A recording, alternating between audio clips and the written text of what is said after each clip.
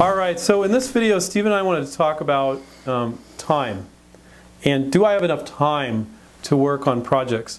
One very important thing, Stephen, that people need to understand is when you're licensing, it's their money, it's their workforce, their sales, marketing, manufacturing, advertising. And if they're in 20,000 stores, you're in 20,000 stores. So what you're looking to do is offload your project off onto this one company. You may need to call 20 or 30, but they're going to take on all the work and the money and the distribution. So it's 1,000th the work of running a business. But you still need to call those 10, 20, 30 companies. So with regards to time, you got a full-time job, you got a business, you can spend as little, and I would say this is the best approach to use, 2 to 4 hours a week every week. Make it part of your weekly routine. Stephen, we've had students that will go crazy for a week and do nothing for 3 weeks, and they go crazy for a couple days. And you can get it done that way, but really, I think make it part of your weekly routine. So when your coach keeps you laser focused on only the thing next thing you need to do, and they made it very specific for you. And then you know, okay, on Thursday night at 7, I'm going to work on my project, and if I can't get that done, I'm going to do it on Saturday morning, or whatever you set up in your mind. 2 to 4 hours a week is all you need. And most people can just watch that much less TV and get their projects moving forward. Then check back with their coach. So I just want to address this, Stephen, because everybody's very, very busy. Well, Andrew, I know we all are. But Andrew's right.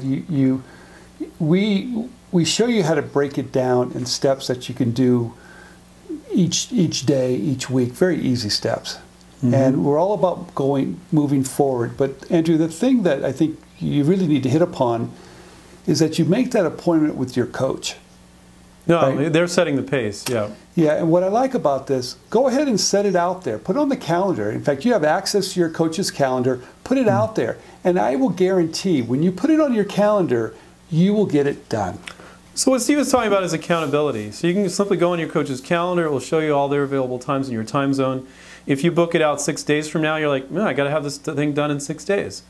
And if for whatever reason, you know, life gets busy once in a while, you can click on cancel and rebook like 2 days before, so it opens up the slot for somebody else, and you can rebook 4 days later. But you're setting the pace. So we're helping you go forward as fast as you want to go, but you're checking in with your coach a bit at a time, so you can hit it 2 to 4 hours at a time, basically. And before you know it, you'll be there. And people get anxious, though, Stephen. When they're not hitting a little bit at a time, they get anxious. What I like about this approach, Andrew, is that I call the students about 45 days into our program. Mm-hmm. And within 45 days, I'm calling for 2 reasons. The first reason is to give them my contact information.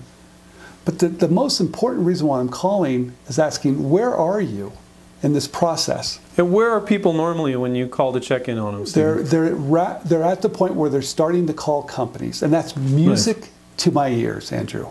Well, you've mentioned to me that that's the fun, in all your business life, that's the funnest thing you can do, because this is part of who our students are. So when they're doing things they never thought they could do and actually moving these ideas forward, you know, they're excited, and you really enjoy doing those calls, I know. But more than that, Andrew, what I like about it, when I call them and say, where are you in the process? And they've done those steps where they've filed their provisional patent application, they've made their list of companies, they've made their sell sheet, and now they're ready to really get in the game. And the reason why that's important to me is because we're pushing them ahead to where they're actually making progress, and they can see it. Because I'll tell you, because once they do that, and once they see the progress, and once they get in the game, everything changes.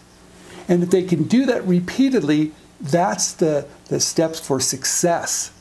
And I know that. If for some reason they get stuck, that's when I call, find out, why are you stuck? Very rarely do I find anybody that is not at that steps now. And that's when I know we're all doing a good job.